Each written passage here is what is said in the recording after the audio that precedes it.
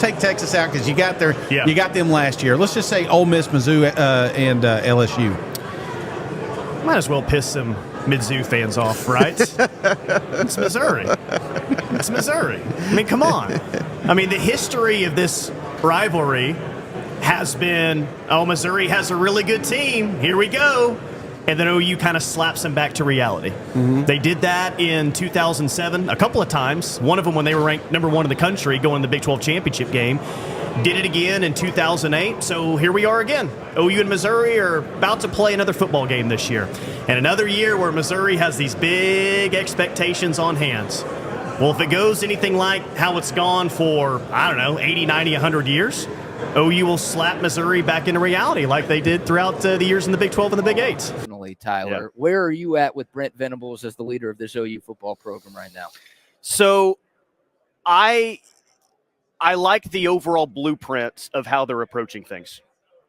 They were never going to win a national championship with Lincoln Riley and kind of the DNA of what the program looked like. That was never going to happen. Now, I'm not going to sit here and tell you that Brent Venables is absolutely going to win a national championship, but the blueprint to me looks right because I look at past teams who have won national championships and they're doing it with a dominant defense, but also a very capable offense that can hit on some big plays as well.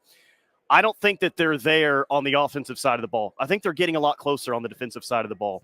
And the reason why I'm still optimistic about this, and by the way, OU clearly is as well. They gave him that 2-year extension a few weeks ago, right? I think it got blown a little bit out of proportion. Yeah. Because it was a $300,000 raise. Like I say that like $300,000 raise to me wouldn't be a life-changing thing. Mm-hmm. But in college coaching, it's like, $300K, that's all he got? That's not that big of a deal. But the recruiting is where I think a lot of OU fans would immediately point to that. The recruiting. I mean, they got a top 5 class right now, but they had no chance in hell previously to go sign a 5-star interior defensive lineman, right? A 5-star defensive player, and they're doing those things now. They got Peyton Bowen a couple of years ago. They got David Stone, the 5-star interior defensive tackle.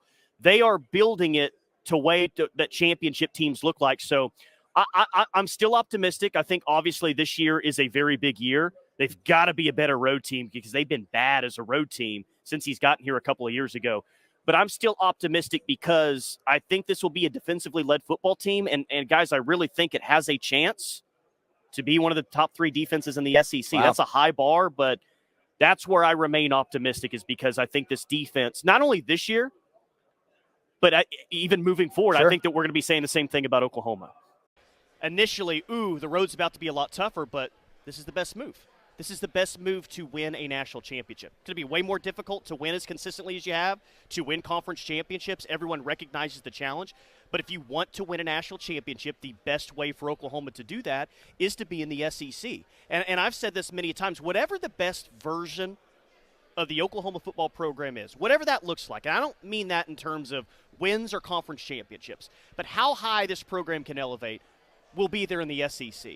Because you're forced to go to a different level in this conference. So I think when everyone initially, and it didn't last very long, was, the road's about to be a little bit more difficult, has just turned into excitement for the past 3 years. It's a difficult schedule, yes, but you know what? At the same time, it's fun. Yeah. OU has a fun schedule.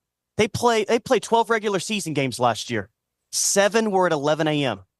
You go from the past 2 years, just from an average college football fan standpoint, what would you rather pay for when it comes to season tickets? Would you rather pay for TCU and West Virginia and Texas Tech and Iowa State and Kansas?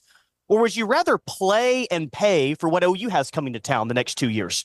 Alabama, Tennessee, South Carolina this year, Michigan, LSU, Ole Miss, Auburn, Missouri in year 2. Yeah. It's way more difficult, but it's way more fun. Like, this fan base has been craving to play a schedule that's maybe not this difficult, but with teams that'll actually sell out their visiting ticket allotment in Norman. You know, it's just going to be a lot more fun. Here with Kentucky head football coach Mark Stoops with us, and happy belated birthday, by the way, last Tuesday. Appreciate it. So last year at SEC Media Day, I heard you talk about Drake Stoops and just the name, how he plays, how he represents the family. And then he went on to have an all Big 12 type of season. I'm sure your opinions of him don't change since last year, but just what did you think about his year last year, his future, everything as a player? Just really proud of Drake. You know, it's hard, you know, being Bob's son and to compete the way he did and to play in that environment, but he made it look easy. He was just what we would expect. He was tough as can be, tough as nails, had really big plays and big moments. When I got an opportunity to watch Oklahoma, I always do, and he really had some big plays and some big moments, and so really proud of him. It was really fun to watch. How's Mike doing? Mike's doing great, working with me and coaching linebackers and having a big input in our defense, and so very proud of what he's doing. What can you tell a program that's new to the SEC? You know, Oklahoma knows, and people have asked me that already today. It's like, these guys have been around a long time, won a lot of football games, and so I don't need to tell them anything. They're well prepared. I think, you know, what everybody talks about, and they already know this, is the grind. I mean, it's just, it is a grind. There's no doubt about it.